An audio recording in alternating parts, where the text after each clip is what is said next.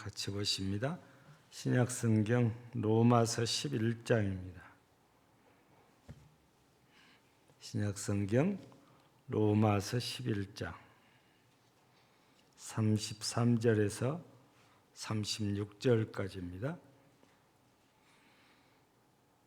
교독하겠습니다. 깊도다 하나님의 지혜와 지식이 풍성하며 그의 판단은 헤아리지 못할 것이며 그의 길은 찾지 못할 것이로다.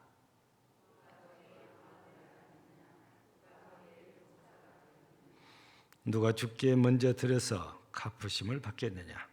이는 만물이 주에게서 나오고 주로 말미암고 주에게로 돌아가므라. 그에게 영광이 세세에 있을지어다. 아멘.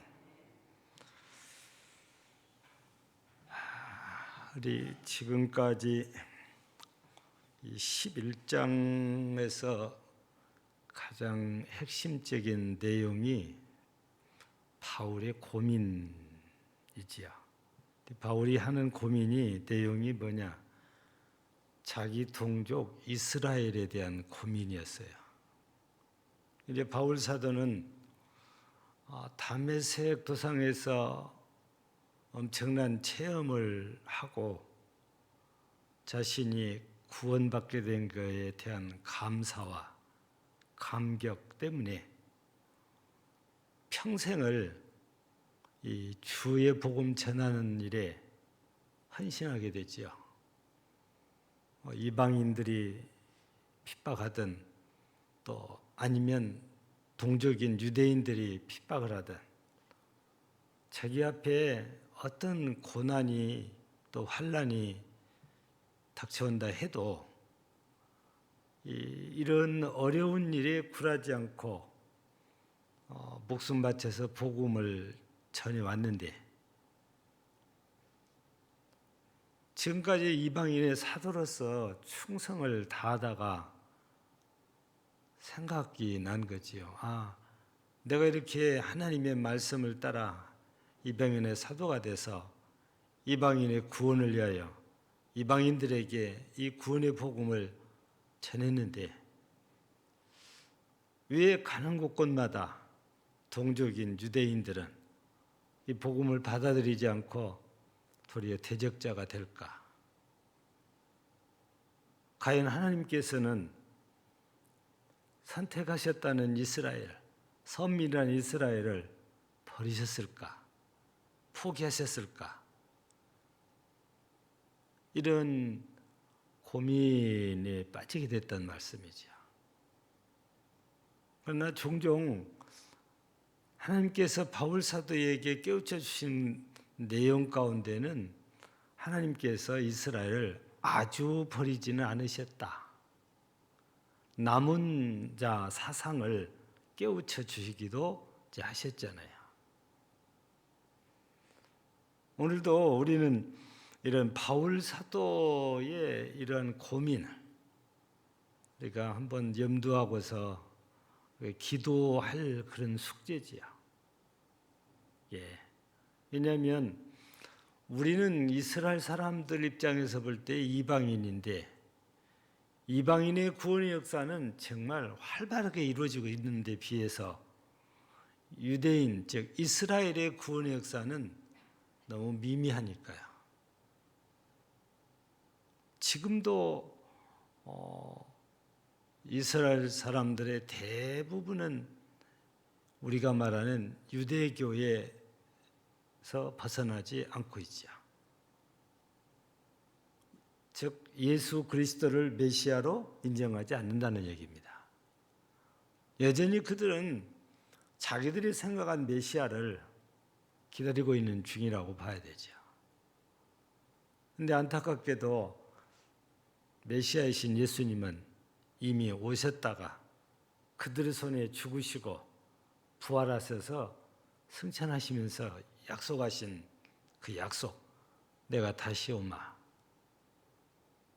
우리는 다시 오시겠다는 예수를 기다리는데 그들은 아직도 오지 않는 예수, 초림하실 예수를 기다리고 있으니까 얼마나 많이 차이가 나는지 여러분들도 조금은 생각이 다 드실 거예요. 예. 근데 이렇게 답답한 중에 바울 사도가 오늘 본문에서는 하나님의 지혜에 대한 얘기를 오늘 33절에서 얘기했잖아요. 깊도다 하나님의 지혜와 지식이 풍성하며 그의 판단은 헤아리지 못할 것이며 그의 길은 찾지 못할 것이로다. 우리가 다 알고 있죠. 사람의 지혜와 하나님의 지혜는 비교할 대상이 아니라고. 왜냐하면 하나님의 가장 미련한 것이 사람의 가장 지혜로운 것보다 더 나으니까. 그 인간과 하나님 차이가 어떻게 표현할 수 없을 정도로 지혜 하나만 가지고 따져도 말할 수 없이 부족하거든요. 그런데 이런 부족한 이런 우리 인간들이 하나님에 대해서 이러쿵 저러쿵 논한다는 것은 옳지 않다고 말이지요. 우리는 이사야 선지자를 통해서 주신 말씀을 기억합니다. 사람의 길과 하나님의 길이 다르다고. 그냥 쉽게 표현해놨습니다. 하나님의 길은 높다 그래놨어요. 우리 길은 낮다는 것입니다. 여러분, 우리가 길 얘기할 때 우리가 걸어다니는 이 길을 말하는 건 아니지요. 도를 말합니다. 도. 진리를 말한단 말이에요. 하나님이 말씀하시는 진리와 우리가 말하는 진리는 너무 차이가 많지요. 진리를 말하면 자연스럽게 지혜를 얘기할 수밖에 없잖아요. 그래서 이 지혜를 봐서도 인간과 하나님은 하늘과 땅만큼이나 차이가 난다. 이런 말씀입니다. 이렇게 우리 인간이 부족한데 바울 사도는 이스라엘의 구원을 바라보면서 너무 답답해요. 자기 개인을 생각하면 너무 감사하지요. 감격스럽지요. 그런데 동족을 생각하면 전혀 그게 아니다고 말이지요. 그래서 바울 사도의 고백을 우리가 34절, 35절을 보면 뭐라고 했습니까? 누가 주의 마음을 알았느냐? 누가 주의 모사가 되었느냐? 누가 주께 먼저 들어서 갚으심을 받겠느냐? 이거는 그냥 쓰여진 문체로 봐서는 질문 같기도 한데 실은 질문이라기보다는 자신의 고백이나 마찬가지거든요. 아무도 이렇게 할 수 없다 그 말입니다. 누가 하나님의 마음을 알아서 하나님의 모사가 된다는 것은 다른 말로 바꾸면 우리 삼국지에 나올 때 제갈 공명을 책사라고 그러잖아요. 책사. 모든 일을 결정하는데 상담을 받고 그 사람의 말을 듣고 결정을 해요. 오늘 전쟁에 나갈 건가 말 건가를. 이게 모사란 책사고 그냥 우리가 쓰는 많이 듣는 말로 바꾸면 상담사를. 우리나라도 보면 대통령이 당선되면 혼자 모든 걸 결정하는 것이 아니고 누가 있습니까? 보좌관이 있어요. 분야별로 다 있어요. 그분들이 수집한 정보를 바탕으로 해서 대통령에게 보고를 하면 대통령이 그걸 받고 판단을 하고 결정을 하는데 대통령의 정책 결정에 많은 영향을 미치는 것이 바로 이 보좌관들이잖아요. 예. 우리는 대통령은 뭐든지 자기 마음대로 다 한다 하지만 절대 그렇지 않습니다. 우리는 다른 말로 이런 사람들을 참모라고도 부릅니다. 자기 참모라고. 우리가 늘 그래서 기도해야 될 것 중에 하나, 우리 위정자들, 대통령을 쓰기도 할 때는 좋은 보좌관들을 붙여줘야 돼요. 그래야 좋은 정책, 올바른 정책을 세워갈 수 있는 거거든요. 이런 일은 우리 이 역사를 통해서 볼 때에 간신 같은 사람이 임금 옆에 붙어 있으면 임금의 눈과 귀를 다 막아버린다고 그래요. 그래서 백성들은 죽든지 살든지 관심이 없어지게 되죠. 대통령 옆에 간언하는 자가 어떤 사람이냐에 따라서 달라질 수 있는 거거든요. 오늘 그래서 우리는 이런 말씀들을 보면서 오늘 본문에서는 누구도 하나님에 대해서 이렇게 할 사람이 없다고 말이에요. 누가 감히 하나님께 상담을 받아주겠어요? 누가 하나님의 책사가 되고 누가 하나님의 모사가 되겠어요?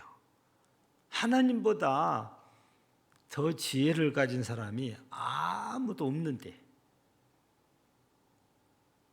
거꾸로 하나님이 우리보다도 지혜를 가진 분이기 때문에 하나님이 우리의 모사가 되어줄 수는 있습니다. 우리의 상담자가 될 수 있어요.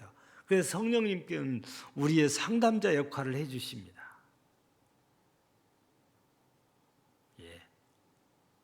바울이 자기 동족을 생각하니까 너무 답답한데 자기의 마음을 하나님께 말씀드려서 이스라엘 이렇게 빨리 구원해 주시면 좋겠는데 안 되니까 답답해서 지금 하나님 앞에 고백하는 거예요.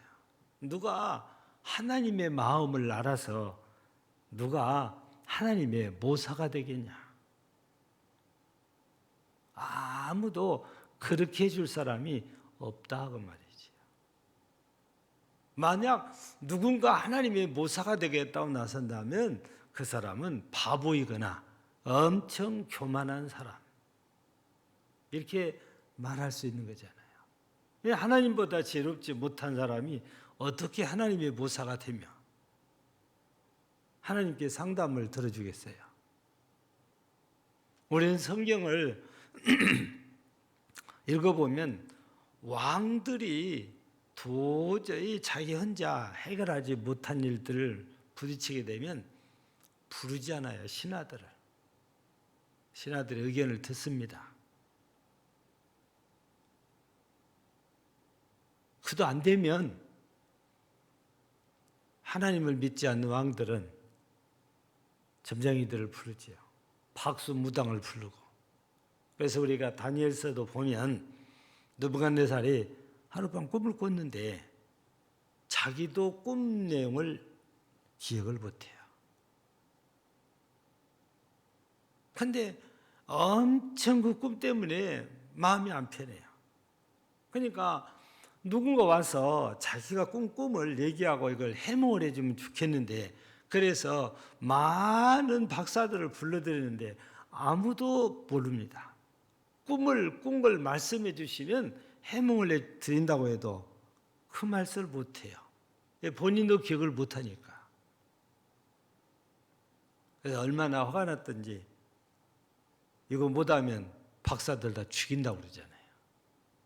그때 다니엘이 나선 거잖아요. 하나님께서 다니엘에게 다른 사람보다도 10배나 더한 지혜를 주셨잖아요. 다니엘이 당시에 느부갓네살 왕의 모사가 되어준 거지요. 그래서 다니엘의 말을 들어보니까 그때서야 느부갓네살은 자기가 꾼 꿈이 생각이 나요. 다니엘 말을 듣고 나니까. 다니엘은 어떻게 그걸 알았겠어요? 하나님께서 전부 다 알려주시니까 아는 거지요. 여러분, 왕이라고 해서 모든 것이 모든 사람보다 월등한 것은 아니기 때문에 늘 이렇게 모사를, 즉 보좌관을 두고 있어야 되는 거죠. 근데 하나님은 그렇지 않다 그 말이지요. 하나님은 누구의 도움을 받지 않아도 무슨 일이든지 다 하실 수 있는 그런 능력을 갖고 계시고 그런 지혜를 갖고 계신 분입니다. 우리는 그래서 기억해야 됩니다. 하나님의 모사는 아무도 되어줄 수 없다. 왜냐? 하나님의 마음을 아는 이가 하나도 없기 때문에 그런 거예요. 그런데 가끔 가다가 보면은 자신이 하나님인 척하는 이단들이 나타납니다. 그래가지고 이 하나님의 말씀을 가지고 장난을 치기 시작한 거지요. 어떤 때는 자기가 하나님을 가르치려고까지도 합니다. 하나님의 자리에 앉아가지고 설치되면서. 근데 이런 모든 것들이 결과에 가서 보면 하나님의 영광을 가리게 되고 모든 기독교인들에게 욕을 먹게 만드는 이런 일을 하는 거죠.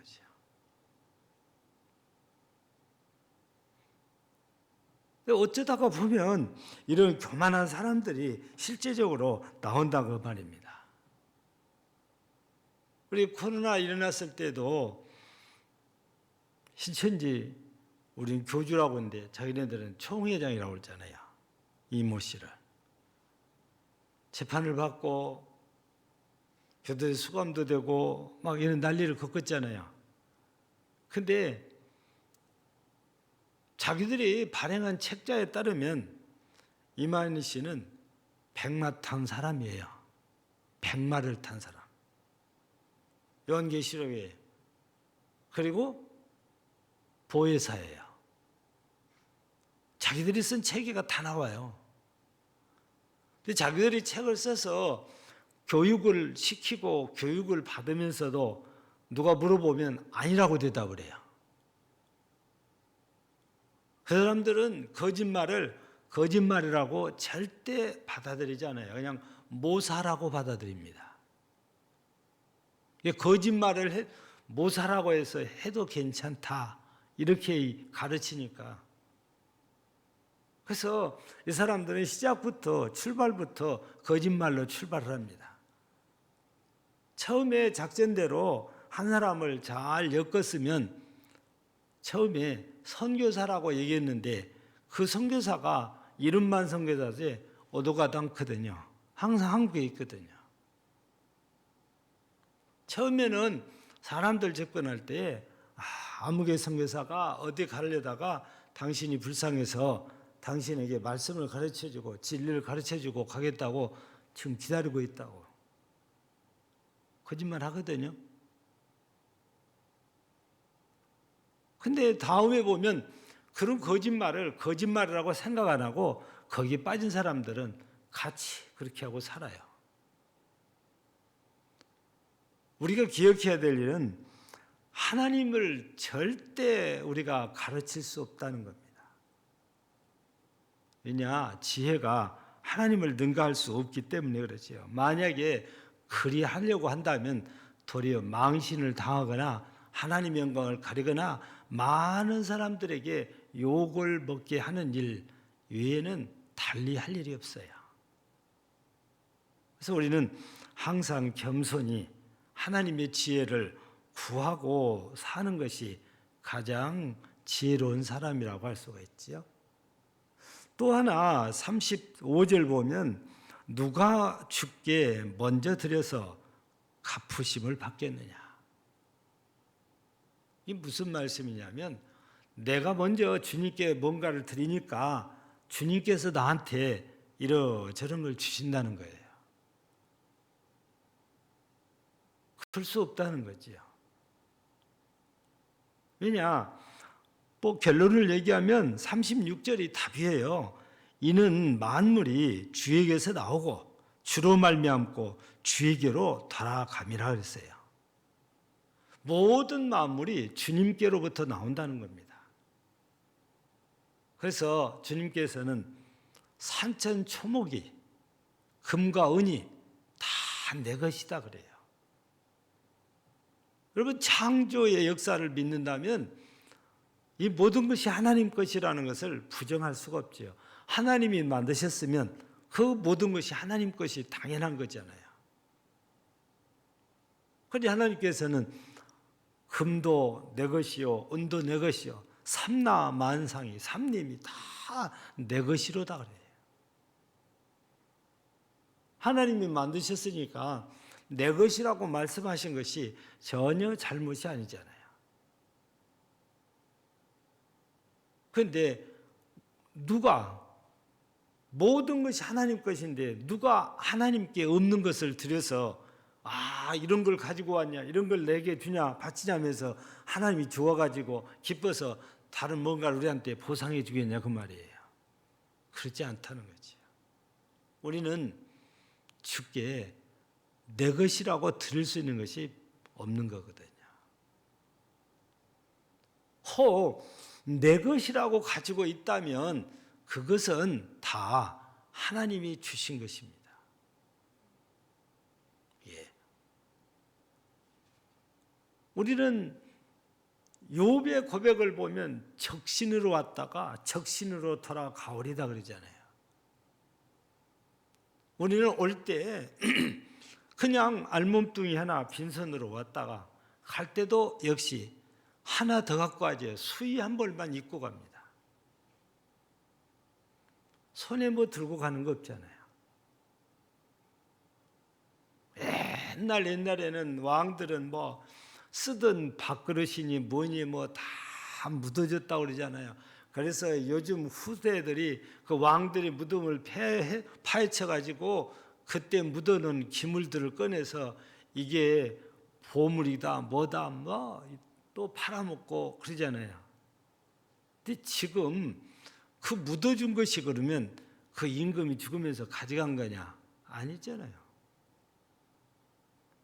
지금은 그 임금은 흙 한 줌도 없이 다 없어져 버렸고 그런 것들만 묻어놓은 것들만 남아있던 거지. 우리가 가지고 있는 게 내가 스스로 만들어서 가지고 있는 건 아무것도 없고 하나님이 주시면 그것이 내 손에 있는 겁니다. 이 얘기는 우리가 그리스도의 주재권이라는 제자대학 할 때 배운 그 과목을 기억하면 더 이상 설명을 할 필요가 없는 문제거든요. 내 몸도 주님 것이고 내 시간도 주님 것이고 내 재능도 주님 것이고 내 재물도 주님 것이다 그 말이에요. 그래서 이 모든 것들을 가장 잘 사용하는 것은 주인 대신 주님을 위해서 쓸 때에 가장 잘 사용한다고 말할 수 있는 거지요. 근데 모든 것이 주님 건데 누가 주님께 드리고 주님께서 나한테 갚아주도록 하겠냐 그 말이에요. 오늘 본문이 그럴 수 없다 그 말입니다. 하나님이 우리에게 주셔서 우리가 드려 감사해가지고 그 은혜에 감복하는 것이지 내가 먼저 주님께 뭔가를 드려서 주님이 나한테 고마운 마음으로 뭔가를 주시는 이런 일은 없는 거다 그 말이죠. 이렇게 우리는 하나님 앞에 아무것도 아니다 그 말이지요. 생각해 보면 하나님 앞에서 우리는 정말 내놓을 것이란 죄밖에 없는 것이지요. 그런데도 불구하고 가끔 가다가 보면 내가 드린 것을 자꾸 얘기하고 내가 한 일을 자꾸 얘기해요. 예. 어떤 분은 헌금도 찾아가겠다고 되돌려달라는 분도 있었습니다. 왜 그래요? 내 것이다. 정말로 여수에서 그런 일이 있었어요. 모 집사님이 헌금을 4천만 원을 했는데 자기 마음에 안 드니까 내가 헌금하고 내놓으시오. 교회에서는 못 주겠다. 고발을 했어요. 재판에 붙었습니다. 누가 이길 것 같아요? 헌금 하신 분 이길 것 같아요? 교회가 이길 것 같아요? 여러분, 헌금은 모두가 자발적으로 갖다 신께 하나님께 바친 것이지 사람 누구에게 준 게 아니에요. 그래서 헌금은 아무리 재판을 해도 찾아갈 수가 없어요. 그분은 자기가 가지고 있는 것이 하나님께로부터 받은 것이 아니고 자기가 다 처음부터서 가지고 있다고 착각을 하니까 내 것 내놓으라고 이렇게 하는 것인데 하나님 앞에서 너무 교만한 행위지요. 우리는 항상 이렇게 내 것을 드렸다가 받는 그런 마음은 내가 기대한 대로 안 되면 원망과 불평을 쏟아낼 수가 있게 돼요.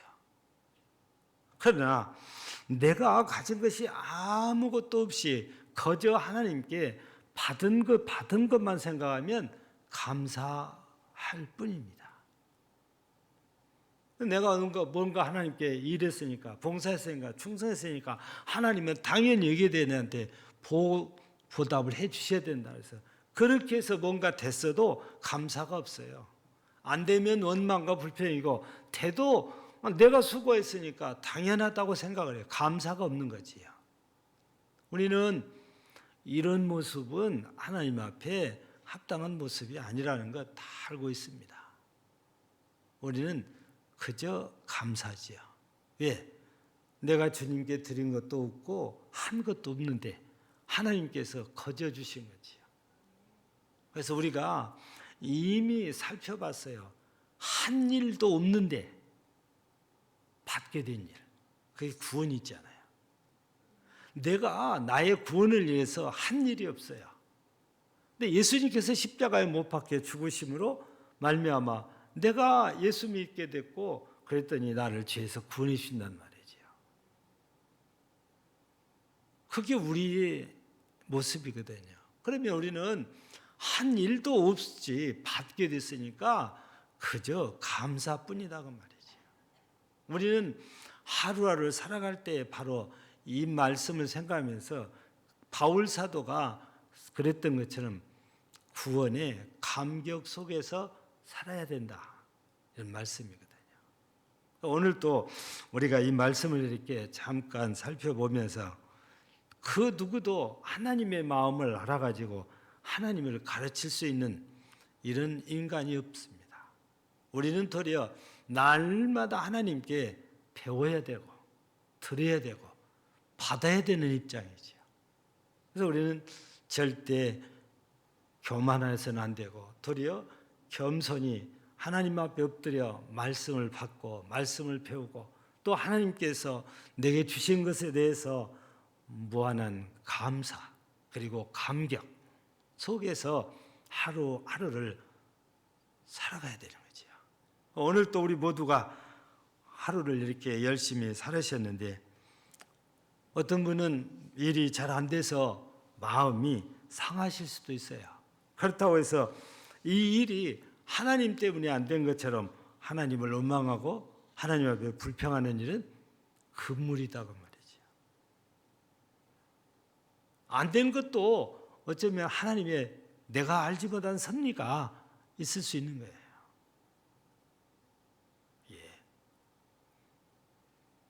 우리 모두가 오늘 말씀을 들으면서 절대 교만한 행위는 우리 마음속에 들어오지 못하게 해야 됩니다. 항상 겸손한 자에게 은혜를 주신다 했으니 우리는 겸손히 주님께 은혜를 입고 주님께서 내게 주신 것에 감사하면서 하루하루를 믿음으로 승리하고 살아가는 여러분들 되기를 주의 이름으로 축복합니다. 하나님 아버지 감사합니다. 그 누구도 하나님의 마음을 알아서 가르칠 자가 없다 하시고 그 누구도 하나님께 먼저 드려서 가풍을 받은 사람도 없다 했습니다. 모두가 우리 하나님께서 우리에게 주신 것들입니다. 우리는 받은 자입니다. 그러므로 우리는 원망과 불평을 해야 될 사람이 아니고 감사와 감격 속에서 살아야 될 사람들입니다. 오늘도 우리가 받은 것을 기억하고 받은 것을 돌아보며 우리 하나님께 무한 감사드리고 늘 그 감격 속에서 하루하루를 믿음으로 승리하는 삶이 되게 하옵소서. 예수님 이름으로 기도하옵나이다. 아멘.